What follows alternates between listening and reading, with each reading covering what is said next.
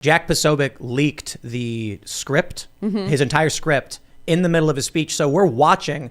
We've got 40 some odd thousand live viewers at the time, and I'm reading his words before he even says them, which I get it. They have speech writers, but it really did make it feel so much more plastic. Like someone wrote this for him and he was just saying whatever. It didn't feel real. Well, it felt to me like he was saying a bunch of bad things were happening. Yes, he was. Police brutality killed this person. He didn't mention people are smuggling eggs over the Mexican border, but he said a lot of, don't worry, we will do things in the future. His party has been in power for the past 2 years, and they've done nothing but destroy our country and make it worse and increase inflation and open our borders. So why didn't they do it then? We're battling this in committee right now, natural resources and oversight. Democrats are saying, we want to work to do this. We want to work to secure the border and have immigration reform. Well, why didn't you do any of it in the last 2 years? You had every ability to pass whatever you wanted, and you didn't. And Tim, I kind of wish I would have had his script because Matt Gaetz and I were sitting together on the House floor, and we were wishing that Joe Biden would just turn around the teleprompter so we could read it ourselves, because half the time we were saying, what did he just say? Yeah.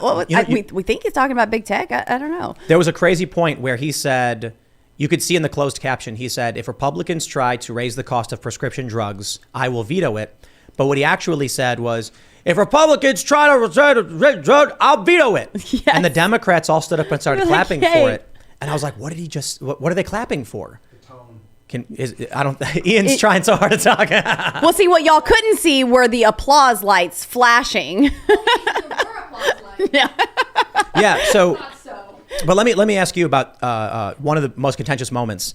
He said that Republicans want to do away with Social Security, Medicare, Medicaid, and then immediately the Republicans start booing and saying no. I can say from what I've seen from the speeches and from the news reports, that's not true.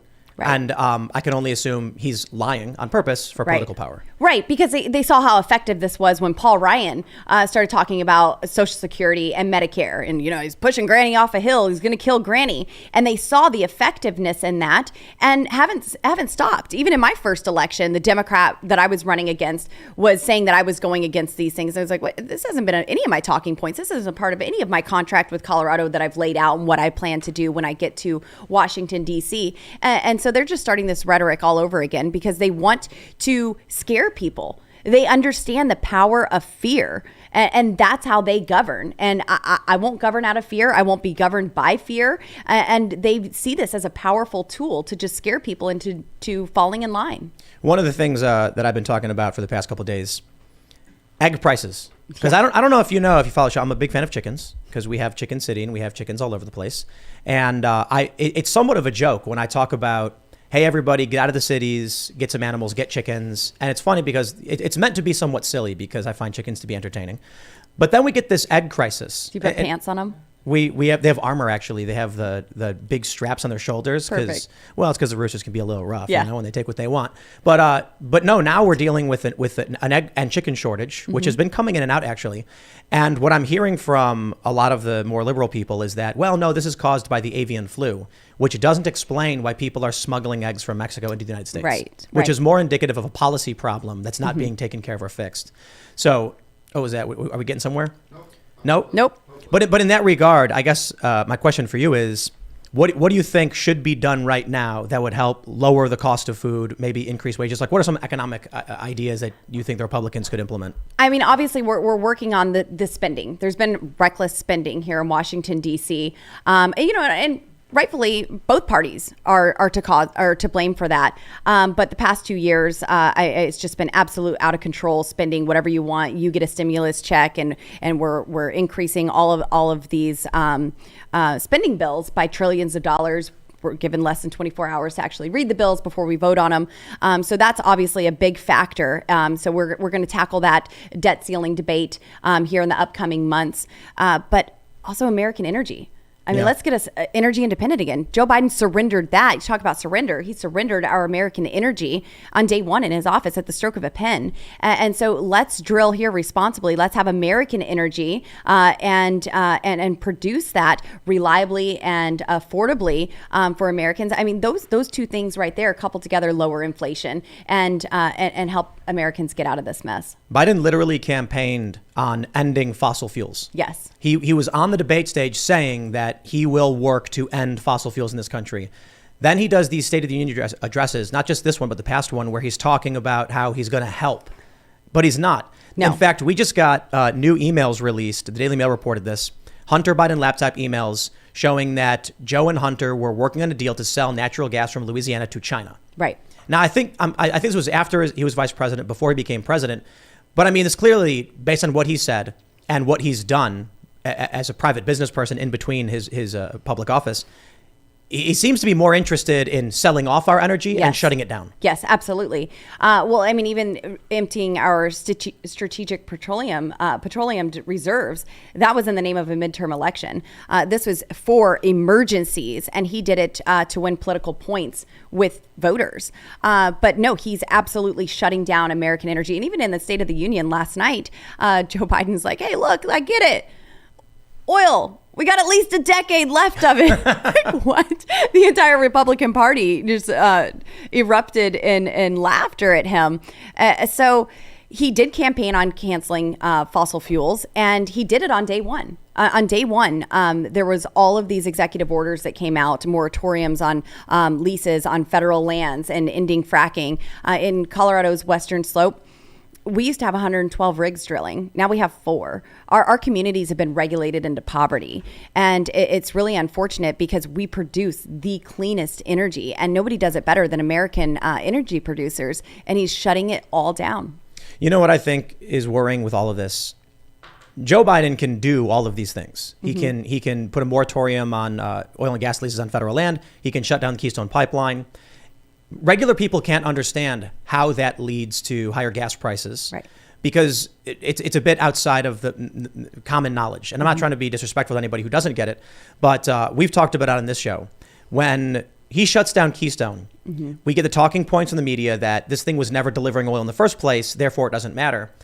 On this show, we explain speculation. That if right now they're telling you in the next 5 years we will not be able to meet demand because transportation will be unavailable, that means supply will be constrained.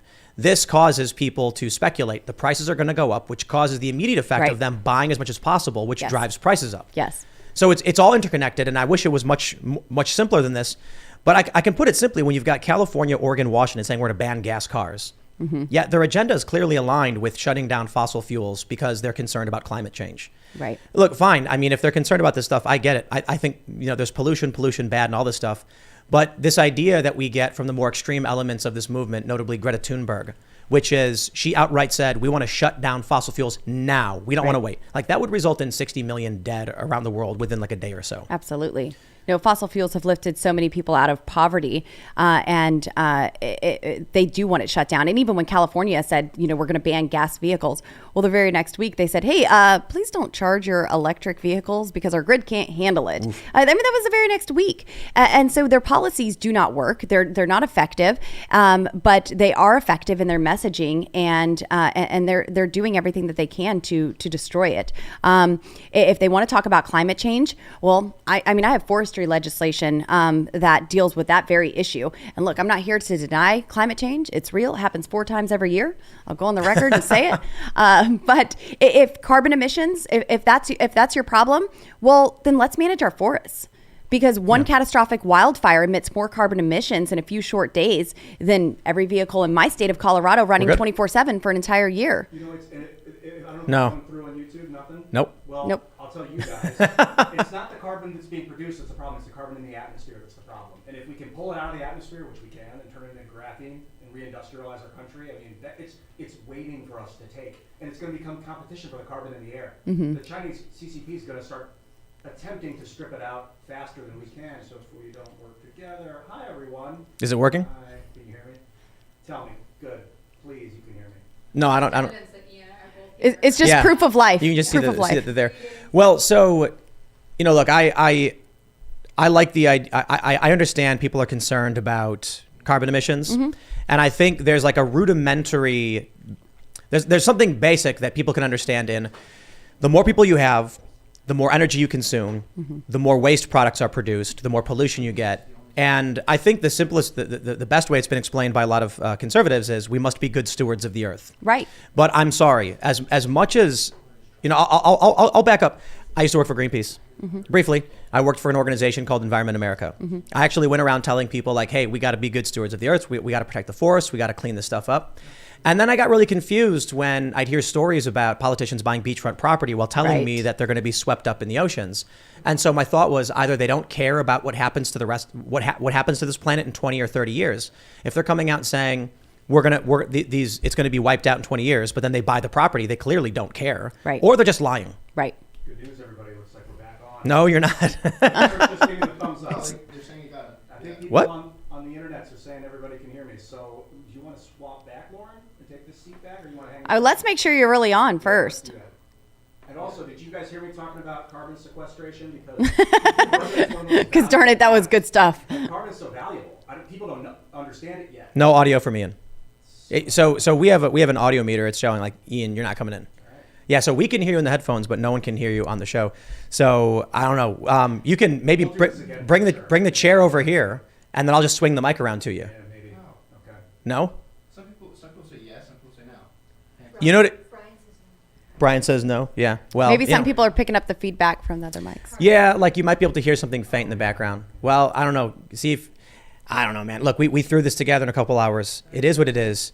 So let's just we'll just keep talking, I suppose. You know, I don't know if Ian want to pull up a chair or something. I'm gonna go look at OBS with Serge. Okay, Ian's going to try and see what he can figure out with this stuff. But yeah, so look, I grew up in the city. I grew up in Chicago. I grew up surrounded by liberals. I grew up surrounded by Democrats, and it all makes sense to me when you hear stories about dead zones in the Gulf of Mexico where life can't exist. When you hear about the mercury levels in our fish, I'm like, hey, these things sound really, really bad. I would like to have ecological balance. I'd like to clean up pollution. I don't like the idea of big garbage dumps. I'm concerned about the pollution produced by big cities, and then I just don't trust them. Right. When Obama, so we actually did this. We pulled up the NOAA or what's the IPCC, the climate change panel. We looked at their projections for Obama's property at Martha's Vineyard. Right. It will be underwater. Right. So according to their predictions. Yeah, and that wasn't even their worst case predictions. It was like moderate predictions of sea level rise puts half his property underwater in 10 or 20 years. Right. And I'm just kind of like, well, does he really care about this? Because if he's what he and all the rest of them are saying is true, does he not care that he's spending $10 million on property that'll be worthless soon? Right. That's why I can't trust it. Right. Absolutely.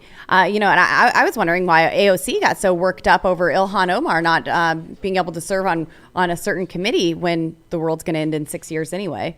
Yeah, they tend to keep saying this, and then people just end up not wanting to believe it, which is did you guys figure it out? I don't know. I just turned it off and on. Nope. Turned it off and on. Still not working. Unplug it, plug it back in. No, but we can continue.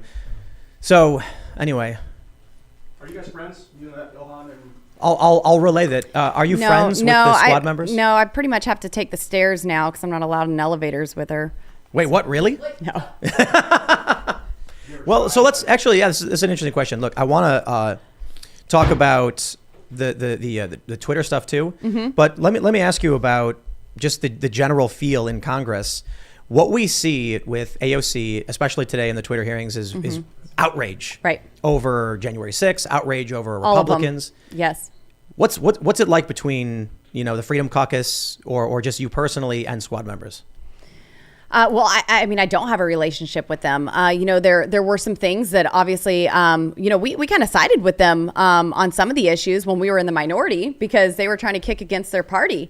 And we were all for that. But I don't have that relationship. And, it's really hard to take anything these guys say seriously because everything out of their mouth starts with MAGA Republicans did this and January 6th and insurrectionists and, all of this rhetoric instead of actually just talking policy and talking solutions. Let's have a conversation. They were saying that today's Twitter file hearings regarding the Hunter Biden laptop that was suppressed by Twitter, by these Twitter executives, that was a waste of time and that we need to move on.